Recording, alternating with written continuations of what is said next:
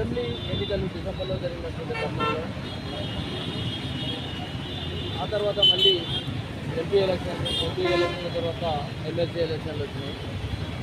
పట్టభద్రులు అనేటి యువకులు పట్టభద్రులు గ్రాడ్యుయేట్లు కానీ డబ్ల్యూపీజీ కానీ ఉద్యోగస్తులు కానీ చాలా లక్షలాది మంది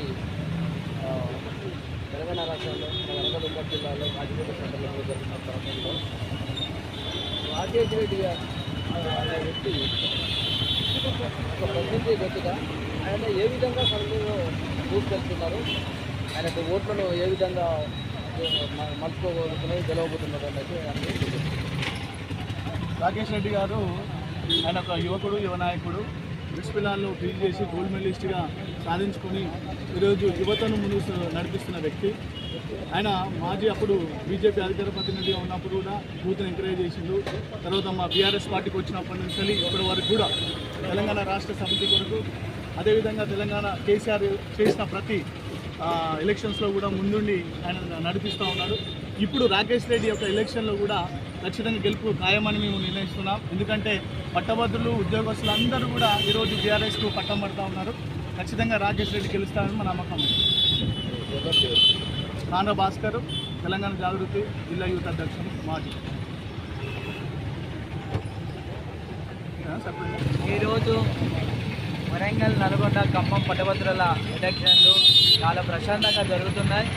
ఈ ఎలక్షన్లో టీఆర్ఎస్ పార్టీ తరఫున, మా పార్టీ తరఫున ఏనుగు రాకేష్ రెడ్డి గారు క్లీన్ చీట్గా బ్రిడ్జ్ పిలానీలో గోల్డ్ మెడల్ సాధించిన వ్యక్తికి మరి అవతలి వ్యక్తి అయిన జర్నలిస్టు ముసుగులో మరి కాంగ్రెస్ గొడుగు కింద వచ్చి పోటీ చేస్తున్న మల్లన్నకు మధ్యలో అంటే ఒక పట్టభద్రునికి గోల్డ్ మెడలిస్ట్కు ఒక బ్లాక్ మెయిలర్కు జరుగుతున్న ఈ సమరంలో ఆటోమేటిక్గా విజయం మాత్రం ఎప్పుడో నిర్ణయించబడింది. ఆల్రెడీ విజయదుందుకి ఆల్రెడీ స్టార్ట్ అయింది.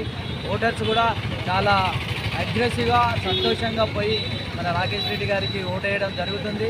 మరి ఆయన చేసిన మోసాలు, బ్లాక్మెయిల్ వల్ల ప్రజలందరూ కూడా, విద్యార్థులు కానీ అందరూ కూడా వాళ్ళ అన్నీ కూడా తెలుసుకొని వాళ్ళు ఈరోజు రాకేష్ రెడ్డి గారికి పట్టం కట్టబోతున్నారు.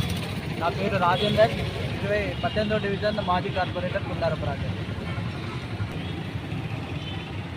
రాకేష్ రెడ్డి గారికి ఎందుకు ఓటేయాలనే వారి మీద కాంగ్రెస్ అమలుగానే హామీలు ఇచ్చి ప్రభుత్వం మొత్తం ప్రజలను మోసం చేసింది. అది 6 నెలల కానీ ప్రజా వ్యతిరేకత బాగా ఉంది. పట్టభద్రులు అయితే ఇప్పుడు ఉద్యోగ క్యాలెండర్ చేసి 2 లక్షలు ఉద్యోగాలు ఇస్తామని చెప్పని రేవంత్ రెడ్డి గారు మోసం చేయడం జరిగింది. కాబట్టి పట్టభద్రులంతా రాకేష్ రెడ్డి వైపులో ఉన్నారు. ప్రశ్నించే గొంతు కావాలి. వాళ్ళకి న్యాయం జరగాలంటే నిరుద్యోగులకు ఖచ్చితంగా రాకేష్ రెడ్డి గారిని గెలిపించాలని ప్రతి ఒక్కరు భావిస్తున్నారు. ప్రజలకు నిలబెట్టింది ఏమిదే కానీ వీలు కానిటువంటి అమలు చేయకుండా హామీలను నిర్వహిస్తూ ప్రజలను మోసం చేసిందని టీఆర్ఎస్ నుండి ఎమ్మెల్యేసి అభ్యర్థి అధిక మెజార్టీతో పట్టభద్రులు తెలియనటువంటి వ్యక్తులు, చదువుకున్న వ్యక్తులు ఆలోచించి ఓటు వేస్తారని 1,00,000 మెజార్టీతో గెలుస్తారన్న ఆశాభావాన్ని వ్యక్తం చేస్తున్నారు.